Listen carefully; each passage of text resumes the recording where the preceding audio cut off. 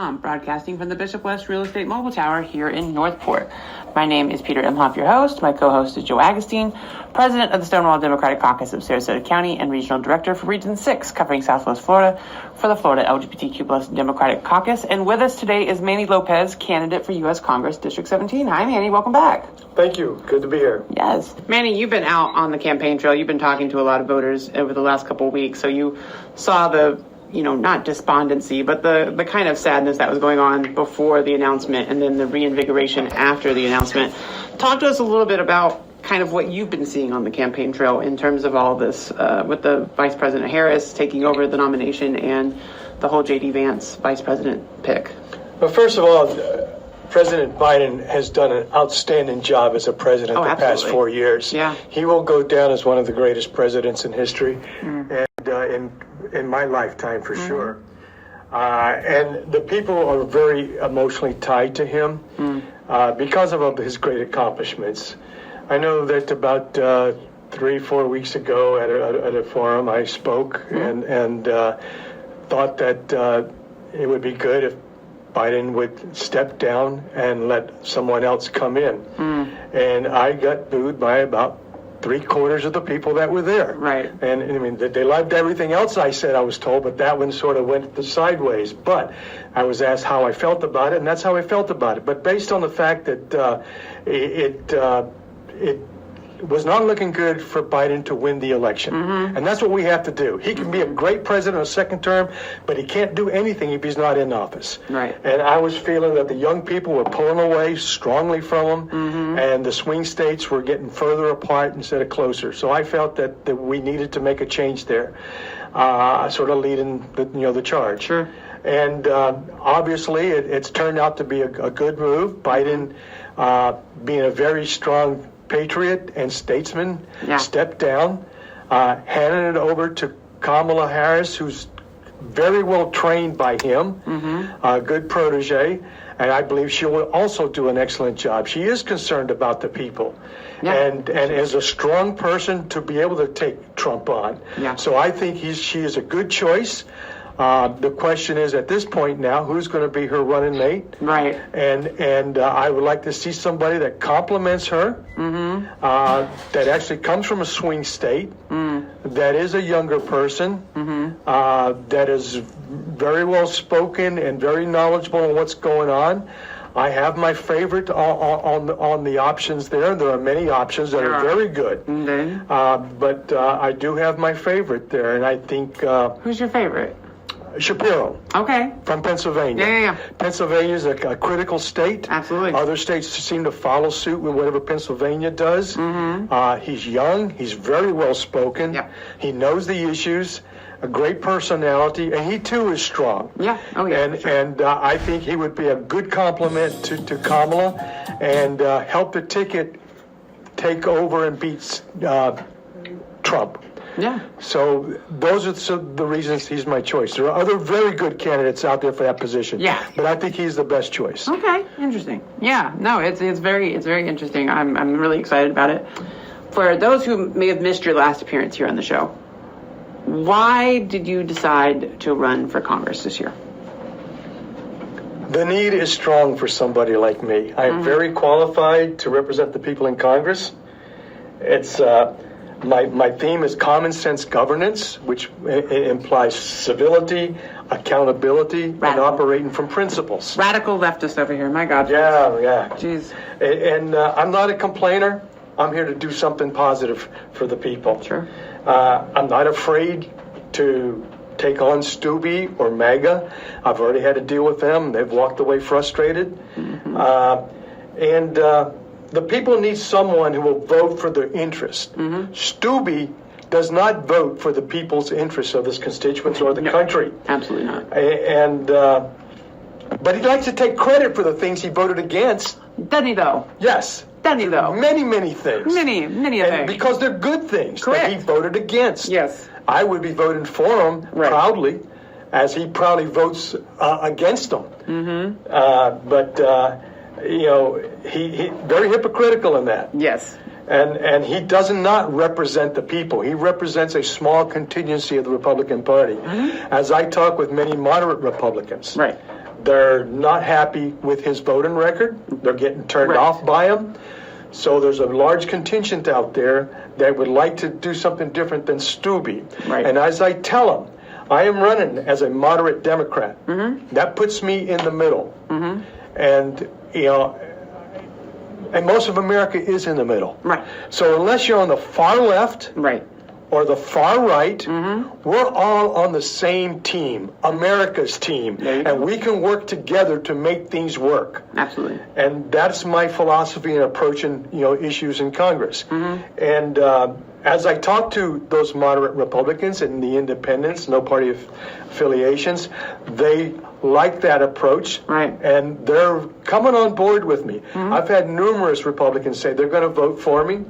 I had 5 last week that collectively took 15 of my yard signs. That's great. I mean, they own rental properties and stuff like that. Things, yeah. And I've had a couple email me, said they switched votes. I mean, switched their party affiliation so they could vote for me in the primary. That's wonderful. So I'm connected. I'm ringing bell. I'm going out to coffee shops and other places that Republicans hang out, and I'm listening to them. And they're listening to me, and they're liking a lot of things that I say. Yeah. So I am connecting. Which makes me a strong candidate to take Stubbe on in November. Yeah, I agree. I would have to say, and I've said it before on the show with you, you're everywhere.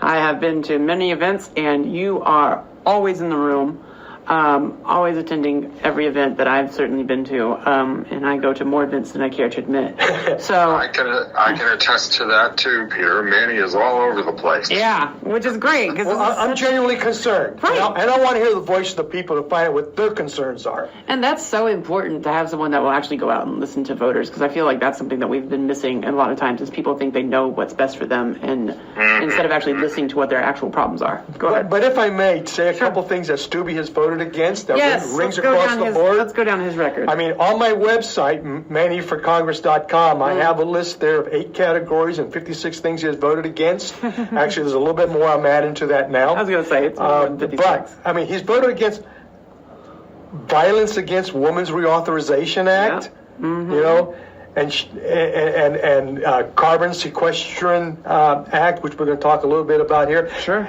And for those vicious sea turtles, he's voted against Sea Turtle Rescue Assistance and Rehab Act.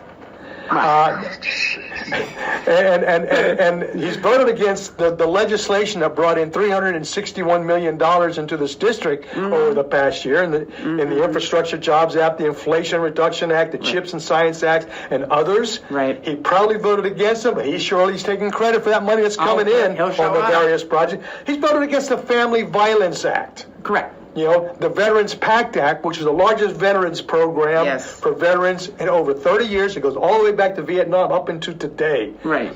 He's voted against Ukraine every time Ukraine has come up for Ukraine assistance. And that is our defensive line against Russia and NATO countries. And once they Putin has said he wants to go further. Yes, he does. Once he crosses that line, we're involved with more money and with our American soldiers' blood, and we have to stop that. Absolutely. He voted against NATO, you know, and a Women's Health Act, Medicare. He wants to cut Social Security. The Insulation Act that brought, you know, insulation down to, I mean, the insulin down to $35 a month. He voted against. Sure. You know, and the Whistleblower Protection Acts protect our democracy. The Capitol Police, who saved his butt during January 6th. And he put that down on his website that they saved him, and he was very happy about that. But he voted against giving them award, the gold medal award for the heroism that they did that saved Pence from being hung, and a lot of other congressmen from being harmed. Right.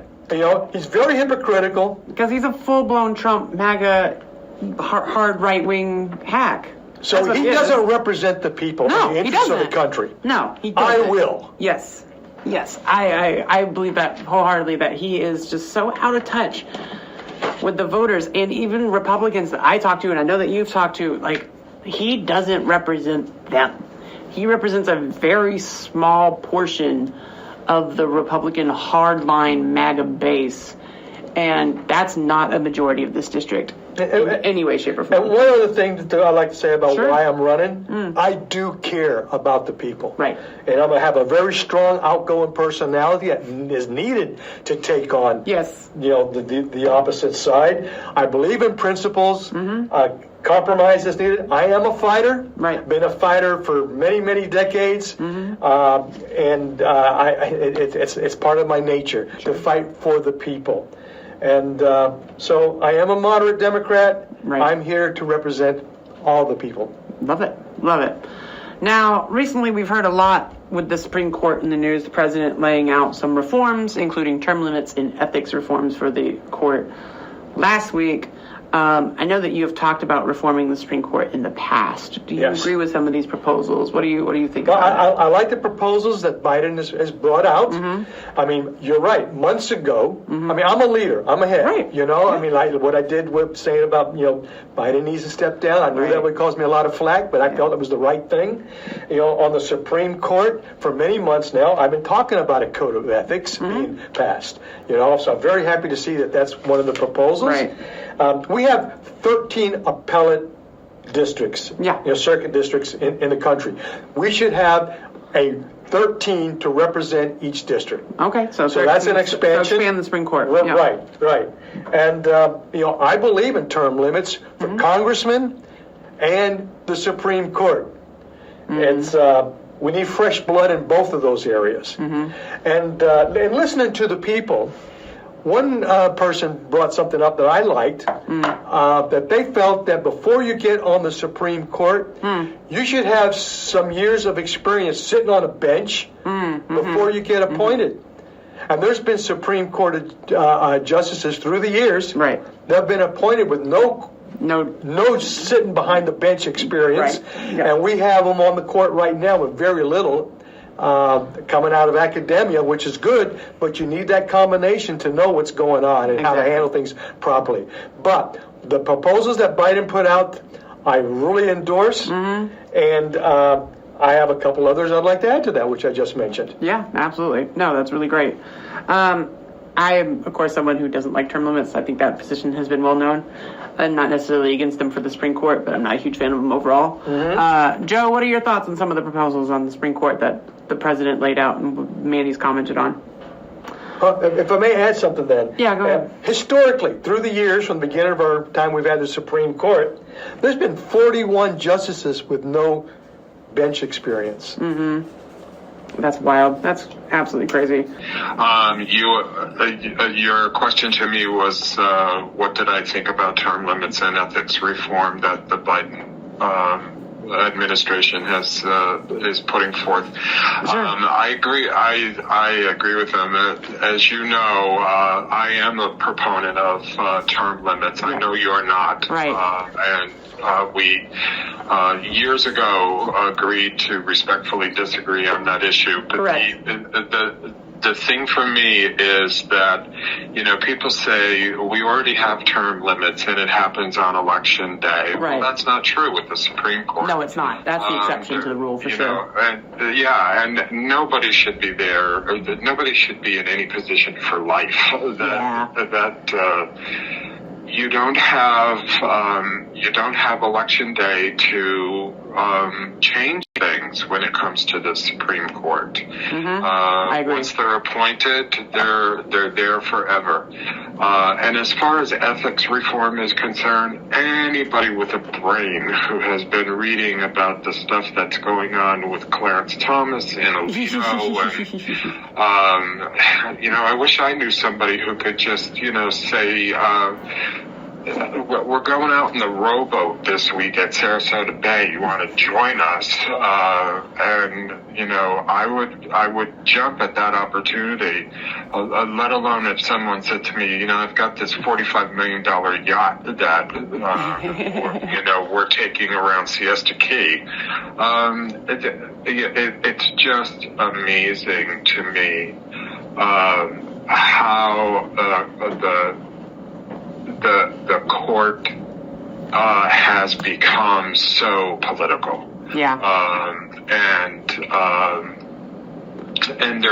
the decisions that they've been making over the last couple of years in my mind, have been some of the worst decisions that have ever come out of the court. I know that Congresswoman AOC has gone after Alito and Thomas, and hopefully she will be successful in that effort. Yeah. But yeah, I certainly support term limits, especially for the Supreme Court. But and ethics reform. Oh gosh, yeah. You know, it has to happen. Yeah, it does. It's outrageous that they get away with the stuff that they've been getting away with, and Clarence Thomas should be ashamed of himself. And it's the only judicial system in the country that doesn't have a code of ethics. Correct. It's sad. The only one. Yeah, you would think the top law, court decider in the land would have some ethics, but I guess not. They think they're above it. Well, that's that do as I say, not as I do. Correct. Mentality that they have, and that's what bothers me about them being there for life. Yeah, I agree. Yeah, I think with them not having elections, like you said, I disagree with term limits for people who are elected, because that's what elections are for. But for these people who are not elected, who are there for life, yes, there should be some serious consideration about potentially a term limit for that. I just think there's going to be a lot of ramifications to that, and over politicization, when it comes up, for their term to expire, which I know. Even the Pope has to step down at a certain age. Right. Why are they any better than the Pope? Yeah, well, they'll argue with you about that one, I'm sure. Moving on to another issue, which is, of course, extremely important here in Florida, that is Social Security. Program is in need of some type of reform, with Project 2025 and Republicans looking to privatize and or abolish the program. You have been speaking about Social Security and ways to protect Social Security. Yes. Here during this campaign. What would you like to see happen to Social Security? And I remember talking to you after the debate about how the president came out and actually supported one of your positions during the debate. So talk to us a little bit about Thank you, President Biden. Yes. And there again, for months, I've been saying that with Social Security, we need to bust the earnings income cap. Right now, it is $168,000. We pay 6.2% tax on our earnings up to $168,000. After you get to that point of $168,000, you stop paying Social Security tax. Right. That means you and I pay 6.2%. However, a person that's a millionaire pays less than 1%. Right. And if you've got $2 million, you pay less than 0.5%. The more you make, the less you do. Right. You pay on your earnings. Right. However, conservative and liberal think tanks, Cato Institute, Heritage Foundation, all will say they agree on the fact that if you busted the cap, you would increase revenues, significantly increase revenues, which those revenues you can use to increase benefits, and solvency of Social Security could be increased up to 75 years, depending on the amount of benefits that you pay. Right. And, I probably will not be around at 75 years. And a lot of my contemporaries won't be either. I was going to say, I don't think any of us in this room are going to be here at 75. So that means the demand on Social Security will be reduced. Yeah. And more solvency will be increased. So it is a win-win for Social Security to bust that cap. And why should the very wealthy pay a whole lot less than we pay, right, when they can afford it? And they need to start carrying their fair share. Yeah. As President Biden said. I completely agree. Could not agree with you more on that. I think it's pivotal, and it's one way to help keep it solvent with, there being so many risks of the program. And we've all seen what happens when you put retirement programs into a private market economy. Just look at everyone's retirements in 2008. And talking to the youth, their thought is Social Security? Right. It won't be around when I need it. Correct. Yes, I've said that many a time. So this was a solution to solve that problem and to make the youth feel more secure about their future as well. Absolutely. Absolutely. Couldn't agree more. Joe, got anything to add there? Just that I agree with Manny, and I, as somebody who is a beneficiary of Social Security, I certainly want to see reform, and I agree lifting that cap is going to be totally beneficial to those people who need it the most. Right. The billionaires that are getting a free ride at this point in time. Why? Yeah. Why is it happening this way? The reform of Social Security, meaningful reform, has been a long time coming, and I do agree with, as I said with Manny, that just lifting that cap alone will go a long way to make people like myself feel more secure. Absolutely. Manny? Yeah, and the reason it's not happening is corporate greed. Shock. They would have to pay 6.2% match in revenues as the income goes up. Right. And but the thing is, if I got 5 employees and they're all making $200,000 or $500,000 or whatever, I'm not a mom and pop operation. I can afford to pay more. I think you could. But the reason is corporate greed and the lobbyists that control the congressmen that do not want to, fight corporations. But we need to fight those corporations. Yes. And to get that, and get them to do what's right for the people. Right. Absolutely. I agree. And I also think mom and pop shops probably aren't paying people above the $168,000 cap. No, especially multiple employees. Right. I'm just going to go out on a wild limb there and say that's probably not happening at your local mom and pop shop. Wild guess. It's hurricane season. I know that's breaking news here on WKDW, but it's hurricane season, and many of us are looking warily at the Gulf and the Atlantic as tropical depressions move their way towards us. There's one currently right now that's out there that we're all paying attention to. Record-breaking storms have already been measured this year, with Hurricane Beryl being a Cat 5 in June, which is the first time ever that a Cat 5 storm has been recorded in June. With many shockingly pointing to climate change. I know I'm not supposed to say those words here in Florida, but climate change being the main reason for these strengthening storms, with the ocean waters already being extremely warm, 90 degrees plus already. What can be done at the federal level, since we know Florida's given up on doing anything about it, to combat climate change? You mentioned the Inflation Reduction Act, which is one of the biggest pieces of legislation on the climate and on environmental protections and climate change that was passed in the previous Parliament or previous Congress due to President Biden's efforts. But what more can be done? What would you be trying to see accomplished when you're elected? There's a variety of things that can be done. But first, let me say this. Sure. We've been keeping records, temperature records, since 1850. Right. And last year was the warmest year in the world. Right. And the warmest year in the United States. At this point this year, we are already surpassing last year's, both globally and within the United States. Correct. Step outside and see. Correct. But as far as what can be done, the most obvious thing people talk about is renewable energy. Get away from our dependency on oil, based energies. Right. I'm not saying eliminate them, but there is a transition that'll take numerous decades. Yeah. But we need to start the process now. Right.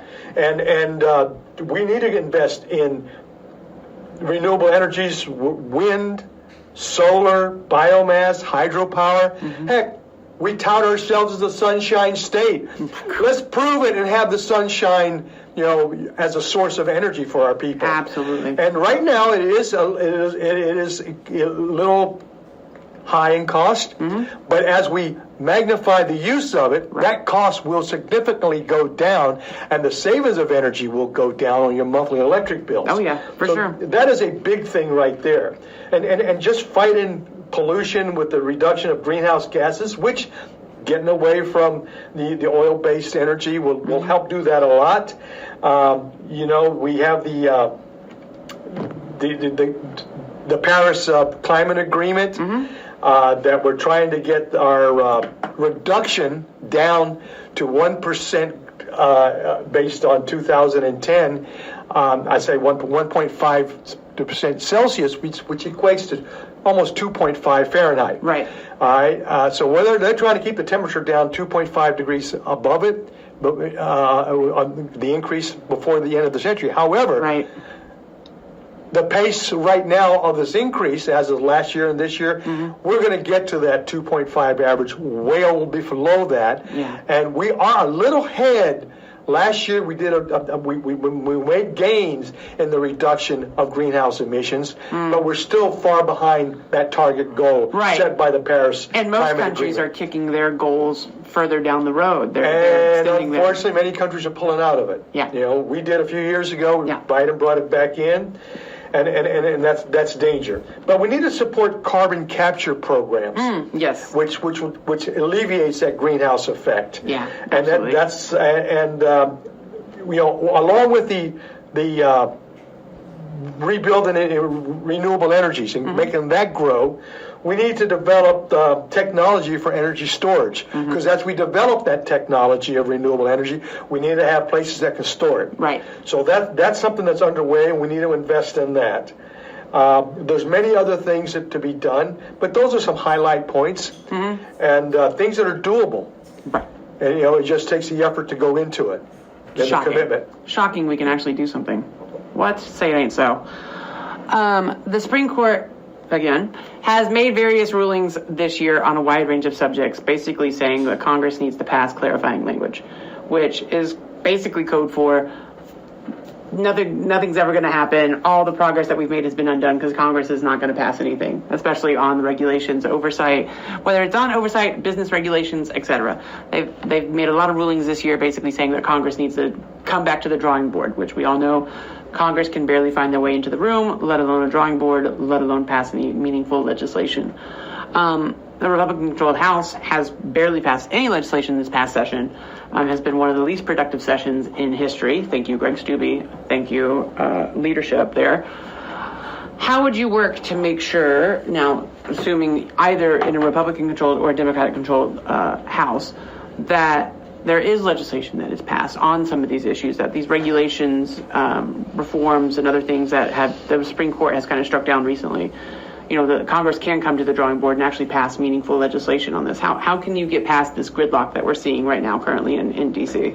The main thing, the easiest thing to do, is not easy, but the easiest of the options out there is working in that middle group, working with that center group, Republican, Democrat, Independent, whatever it is. Right. Start working on those things that we can agree on, then start moving out away from that and work on the edges. Right. There's a lot of things that need to be done. Some of them are very big, but gosh, if you don't take them on, right, you'll never get them. Right. And if you chip away at them, eventually you'll go. We did not take on major tasks. We wouldn't have Social Security, Medicare, civil rights, Affordable Care Act, or any of those other things that were monumental to take on. So you have to take them on, but you start on the edges and work your way towards up, a little bit at a time sometimes.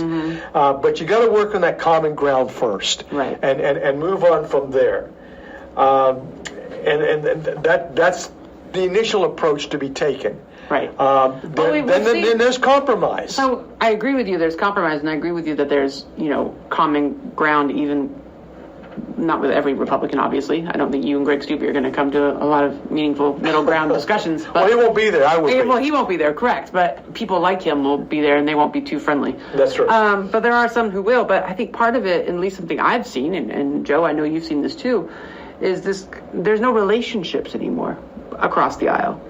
Right. Like, people don't talk to each other. The civility. Yeah. And the social time, the personal social time with the other side, after hours. It doesn't happen anymore. You got to be social with the other side and to make those connections so you can communicate. Yeah.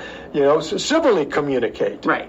I mean, my God, Republicans barely like to talk to each other, let alone Democrats up there. I mean, just look at Gates and Speaker McCarthy. Now they're still going at each other all these years later. We're running out of time because time flies when we're doing an interview. So quickly, I know you have something else to add, but I just want to say, how can people learn more about your campaign? How can they help you? Voting starts. MannyForCongress.com. Yep. One other thing I want to say real quick. Sure. Project 2025. Yes. On the EPA, we're talking about the environment and all.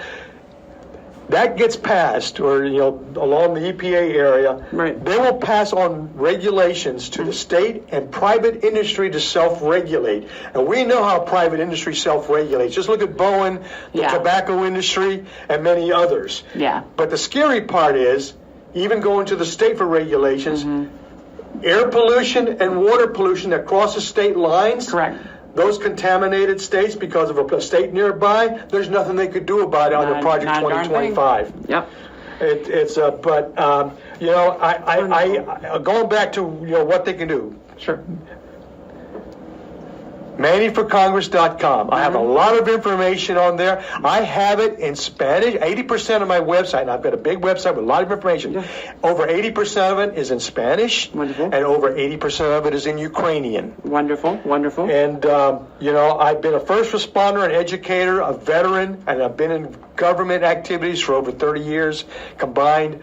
And I am a person to get the job done. Real quickly, my platform is Protect Our Democracy, Reproductive Rights, Climate Change and Environment, Social Security, Rebuilding the Middle Class, which is an umbrella, which includes insurance, pharmaceuticals, FEMA, affordable housing, Medicare, corporate taxes, union strengthening, living wages, and anything economic under the Rebuilding the Middle Class. There you go. I'm a fighter for just it. a few things. Just a few things. Just a couple. Just a small amount of things.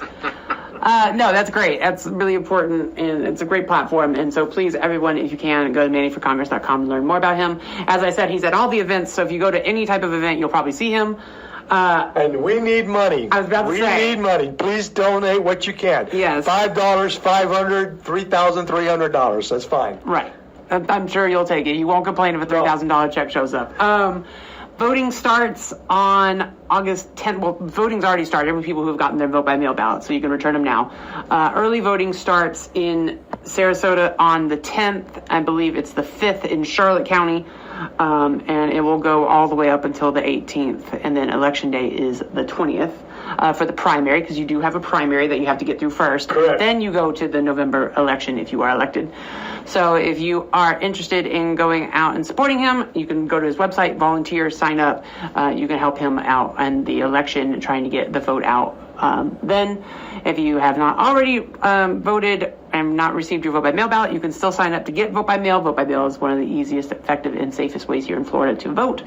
If you don't want to, again, early voting starts on the 10th in Sarasota County and the 5th in Charlotte County, 8:30 to 4:30 in Sarasota County, 7 to 7 in Charlotte County, at all their voting locations. Here in Northport, it's the Supervisor of Elections office and the Anderson building over in Venice are the two closest voting locations for us. Here in Sarasota and in Charlotte County, I believe it is the Mid-County Library, Mid-County Library, and then their West County Annex is their early voting locations.